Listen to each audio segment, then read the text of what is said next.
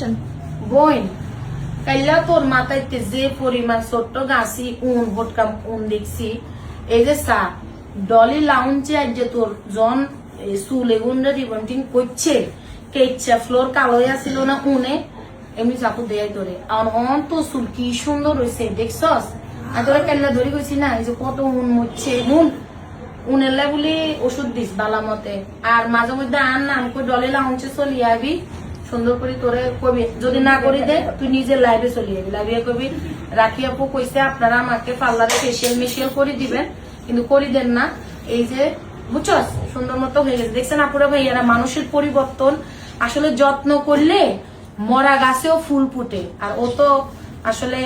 আমি তো একজনকে হয়তো বা খুশি করতে পারবো 100 জনকে খুশি করার জন্য যদি আল্লাহ আমাকে তৌফিক দিত হয়তো বা করতে পারতাম আর সামান্য একটা ভুলের কারণে আপনারা আমাকে অনেক কথা বলেছেন তাতেও আমার কোনো দুঃখ নাই আলহামদুলিল্লাহ আলহামদুলিল্লাহ আপু আমি ফুটেজ নিচ্ছি